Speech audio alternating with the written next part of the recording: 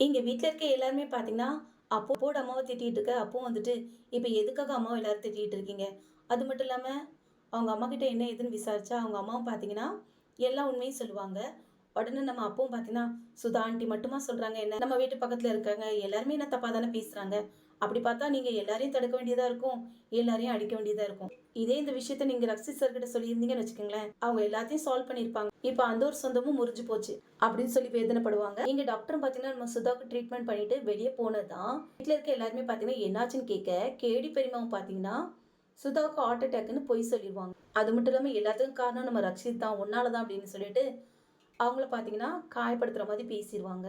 இங்க நம்ம ஆர்வம் பார்த்தீங்கன்னா, நம்ம விவானுக்கு கால் பண்ணி, விவானும் பார்த்தீங்கன்னா, இதுக்கு மேல எனக்கு கால் பண்றதா இருக்கட்டும், என்ன மீட் பண்றதா இருக்கட்டும், எதுவும் நீ செய்யக்கூடாதுன்னு சொல்லிட்டு ஃபோன கட் பண்ணியும், கரெக்ட்டா அந்த இடத்துக்கு நம்ம அப்போ வந்துட்டு, "என்ன பண்ணிட்டு இருக்க? உனக்கு கொஞ்சமாவது அறிவு இருக்கு. ரோகன் வேண்டாம், உன் வாழ்க்கை விவான் கூட தான் ஆரம்பிக்க போறான்னா, அந்த உண்மைய ரோகன் கிட்ட சொல்லியிருக்க வேண்டியது தானே?" பாவம் அவனுக்குன்னு ஒரு வாய்ப்பு குடுத்து, அந்த வாய்ப்புக்காக எப்படிலாம் உன்ன சமாதானப்படுத்தணும்னு அவன் அங்க கஷ்டப்பட்டுட்டு இருக்கான். உனக்கு வெட்கமா இல்ல? அப்படி இப்படின்ட்டு ரொம்ப திட்ட. பார்த்தீங்கன்னா சும்மா இல்லங்க. அப்பவும் பார்த்தீங்கன்னா, இல்ல என்னைக்கு உனக்கு காம்படிஷன் நடந்துச்சோ, அப்பமே இருந்து விவான் தான் என் பின்னாடியே அலைஞ்சுகிட்டு இருக்கான். இப்ப கூட அவன் தான் எனக்கு கால் பண்ணி அவங்க அம்மாவுக்கு ஹார்ட் அட்டாக் வந்துச்சுன்னு சொன்னதுதான். இத கேட்டுட்டு நம்ம அப்பவும் பார்த்தீங்கன்னா, ரஷித்தோட வீட்டுக்கே வந்துட்டு சுதாவ பார்க்கலாம் போற நேரத்துல நம்ம மோஹித்தும் ரக்ஷித்தும் பார்த்தீங்கன்னா, அவங்கள தடுத்துருவாங்க. அதே மாதிரி ரக்ஷித்தும் பார்த்தீங்கன்னா, எனக்கு உன் மேல காதல் வந்ததே தப்பு. அதே மாதிரி இன்னைக்கு என் அம்மா இந்த நிலைமைக்கு இருக்காங்கன்னா, அதுவும் என்னால தான். இனிமே நமக்குள்ள எதுவுமே தேவையில்ல. ஃப்ரெண்ட்ஷிப்பா இருக்கட்டும்.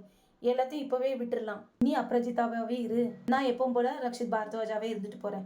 இனிமே நமக்குள்ள இடையே எதுவுமே வேண்டாம்னு சொல்லிட்டு போகையும் உடனே அப்பவும் பார்த்தீங்கன்னா, ரக்ஷித்தோட கைப்பிடிச்சு, நான் சொல்ல வந்த விஷயத்த சொல்லாம நான் போக மாட்டேன். நீங்க என்கிட்ட பேசியே ஆகணும்னு சொல்ல, காது குடுத்தே கேட்காத மாதிரி உள்ள போயிருவாங்க. அது நேரம் இங்க மழை பெய்யும். அப்ப கூட நம்ம அப்பவும் பார்த்தீங்கன்னா நனைஞ்சுக்கிட்டே இருக்க. இது எல்லாத்தையுமே பார்த்தீங்கன்னா, நம்ம ரக்ஷித்தும் மேல இருந்து பார்த்து மனசு கஷ்டப்படுவாங்க. அதே நேரம் அவங்க அப்பாவும் வந்துட்டு, எப்பவுமே தோல்விய ஒத்துக்காத பொண்ணு, இப்பவும் நீ பேசுற வர அவ இங்கருந்து போ மாட்டா. அவகிட்ட போய் பேசுன்னு சொன்னா, ரக்ஷித் பார்த்தீங்கன்னா, நான் என்னப்பா பண்றது? இதுல அப்ப மேல எந்த தப்பும் இல்லன்னு எனக்கு தெரியும். எல்லா தப்பும் அவங்க அம்மா மேல தான்னு. இப்ப என்னோட காதல் மழையில நனைஞ்சுட்டு இருக்கு. அம்மாவா காதலான்னு பார்க்கும்போது, என்னால சுயநலமா முடிவு எடுத்துற முடியாதுல்லப்பா.